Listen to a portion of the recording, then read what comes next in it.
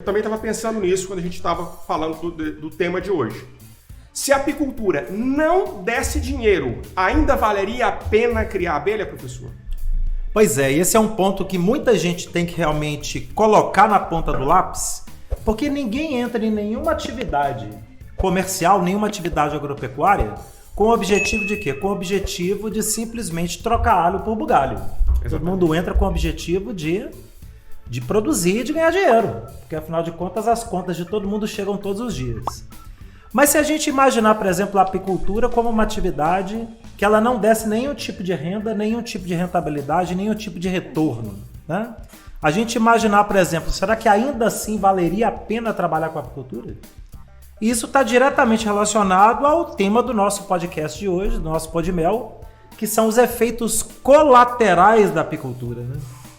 E a gente imaginar isso, gente, os efeitos colaterais positivos, porque efeito colateral na área médica diz respeito a algo que é negativo. Exatamente. Algo que diz respeito a uma doença, uma patologia, algo que você vai ter ali no seu organismo, porque vai te afetar no dia a dia. Eu acho que era até o primeiro aspecto da produção do mel, que é a saúde. A saúde, sem dúvida. Quando a gente pensa, a gente imaginar, por exemplo, quando a apicultura começou lá nos egípcios, que eles trouxeram ali toda aquela forma arcaica de trabalhar a apicultura e foi o primeiro povo a transformar a apicultura em método. A apicultura, eles transformaram em método porque dava dinheiro? Não. Não. Eles transformaram em método porque dava saúde. Precisava do mel. Eles precisavam do mel porque dava saúde. Então você já tinha ali os primeiros estudos que haviam com os médicos egípcios. Não é médico sobre a ótica atual, é médico sobre a ótica de um povo de 4.000 anos atrás. Uhum. Os que curavam, né? Os que curavam. Não era nem a ideia de um curandeiro, porque já havia a ideia de uma medicina também que era pautada em método.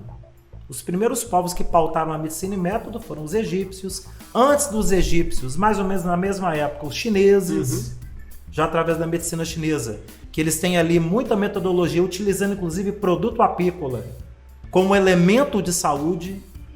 Você imaginar ali os povos mesopotâmicos, que também tinham tratados que eles deixaram escritos dos produtos das abelhas como objeto de saúde, e a gente imaginar, se hoje a gente vivesse numa sociedade onde o mel e os produtos das abelhas não tivessem valor nenhum financeiro, ele teria um valor que é tão ou maior que o financeiro, que é o da saúde, o do alimento saudável.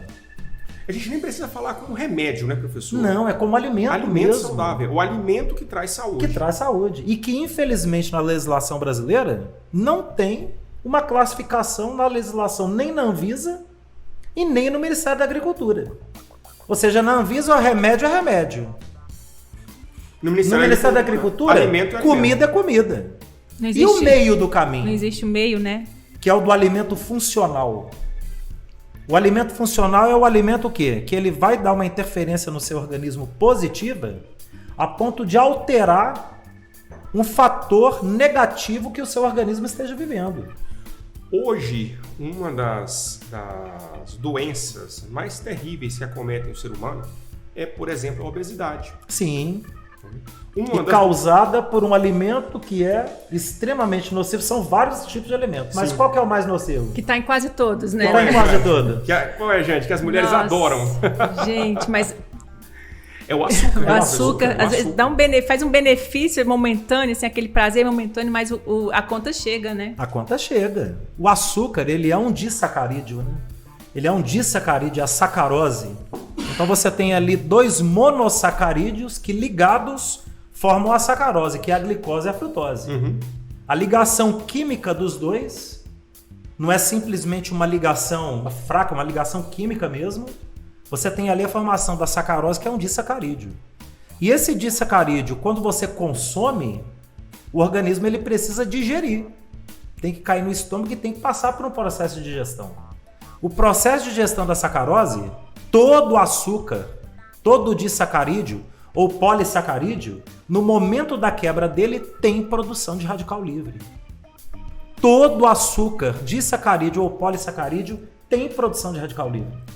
E esse radical livre ele vai ficar no nosso organismo. O néctar da flor também é sacarose. O néctar da flor. Só que a abelha vai fazer a digestão e o radical livre vai ficar no organismo de quem? Da abelha. Da abelha. A abelha faz isso há 100 milhões de anos. Desde que a abelha é a abelha e a flor é flor na natureza. Ela quebra a sacarose em glicose e frutose. Então, quando a abelha deposita o mel da abelha lá no favo, Sim. aquele mel ele já é o quê? 2 monossacarídeos, glicose e frutose. Ele não precisa ser digerido novamente. Quando a gente come o mel ele cai no sistema digestório, ele já é reabsorvido e encaminhado imediatamente ao fígado e dali à corrente sanguínea.